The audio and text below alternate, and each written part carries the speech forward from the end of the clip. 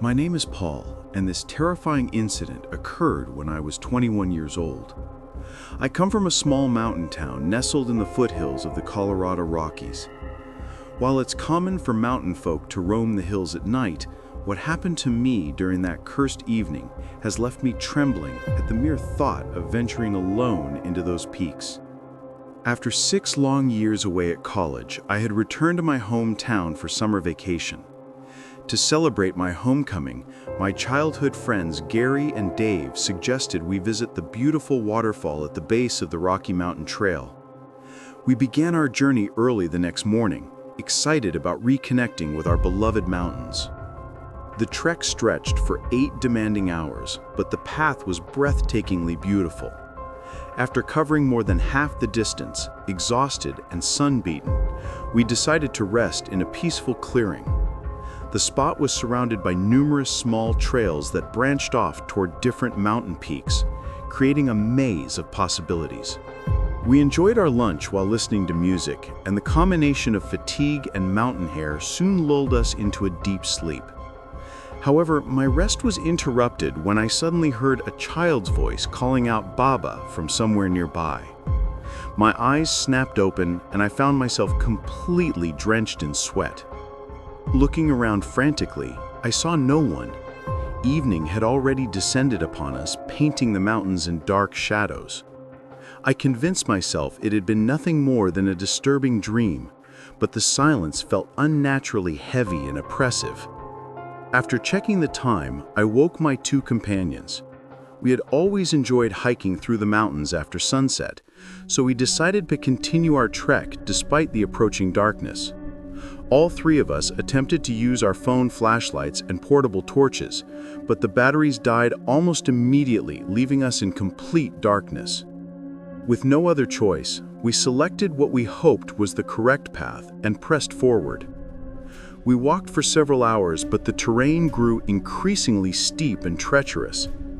The trail became narrower with each step, and we realized we were nowhere near our intended destination. Something in the mountain air felt wrong, creating an overwhelming sensation that we were being hunted. Every time I glanced over my shoulder, I saw only trees and bushes, but the feeling of invisible eyes watching us never left. After wandering aimlessly through the forest for hours, we accepted the harsh reality that we had strayed far from the proper trail. We had somehow ended up on an entirely different mountain. Our bodies were completely exhausted, so we found a suitable spot and began setting up our tent. While assembling our shelter, I distinctly heard a little girl's voice drifting from the nearby bushes. She seemed to be trying to communicate something important, but her words were incomprehensible. Dismissing it as a hallucination brought on by exhaustion, I went straight to sleep after eating our meager dinner. Sometime later, I opened my eyes to discover that someone was dragging my body across the rough ground. Looking up in horror, I saw a man with a hideously deformed figure pulling me through the darkness. His appearance was so revolting that I screamed in absolute terror. The creature turned back to glare at me with burning rage in his eyes, then attacked me with razor-sharp claws that tore through my flesh like paper.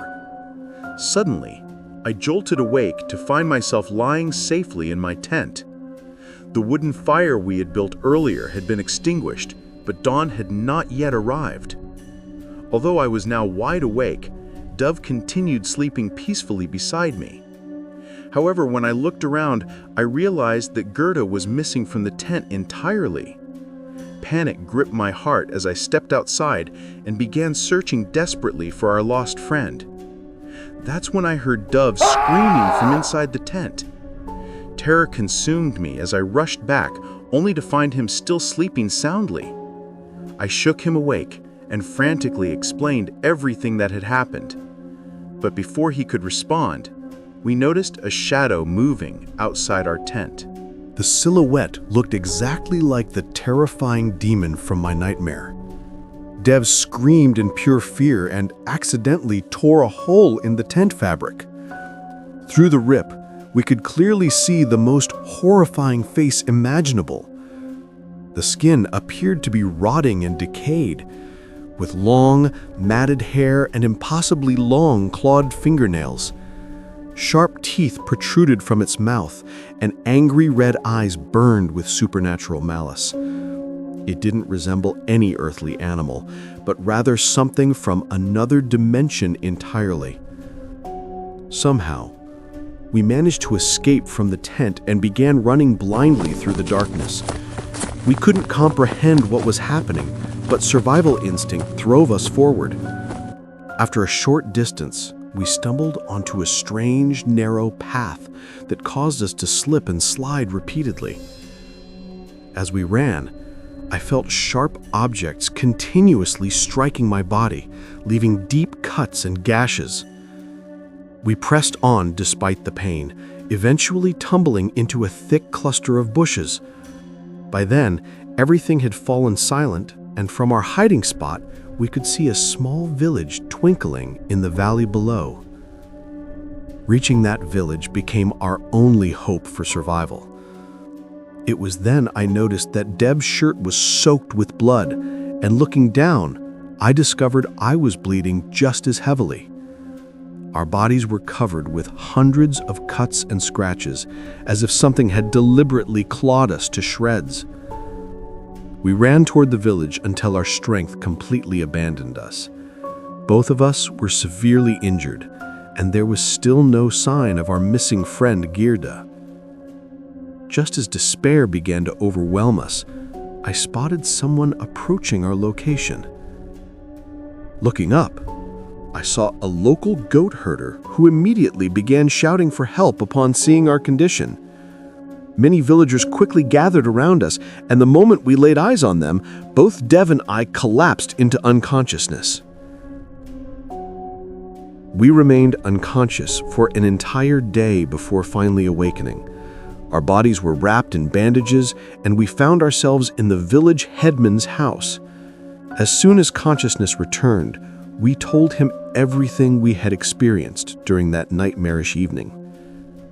The headman listened quietly to our account, his expression growing increasingly grave. After we finished, he explained that our survival was nothing short of miraculous because those particular mountains were home to dangerous practitioners of black magic called tantrics. Many years ago, he told us, a man had ventured into those peaks seeking to control these dark practitioners and steal their supernatural powers. In his quest for dominance, the man had killed countless animals and eventually began sacrificing human beings to feed his growing hunger for forbidden knowledge. Then he vanished somewhere deep within those same mountains. However, the local people believed that this evil man was still alive, sustained by dark powers, and eternally waiting in those hills for his next victims. The village headman revealed that a young girl from their community had accidentally wandered into that area while playing and never returned home. The villagers were convinced that the man's corrupted spirit had claimed the innocent girl as a sacrifice, and that anyone who ventured into his domain would suffer the same fate. The headman's words filled us with absolute horror as we realized how narrowly we had escaped a similar destiny. We had survived, but we never saw our dear friend Girda again after that terrible night. The trauma from this experience continues to haunt both Dev and me to this day. I refuse to venture into unfamiliar mountains anymore and never take routes I don't already know intimately. The mountains that once brought me joy and peace now fill me with dread, knowing that something ancient and evil still lurks in those remote peaks, waiting patiently for the next unfortunate souls to lose their way on the unknown paths of darkness. If these stories sent chills down your spine, don't vanish into the darkness without hitting that like button. Share your scariest experience in the comments below, because your story might be featured next. And remember, the scariest thing is missing out. So subscribe now before the next nightmare finds you.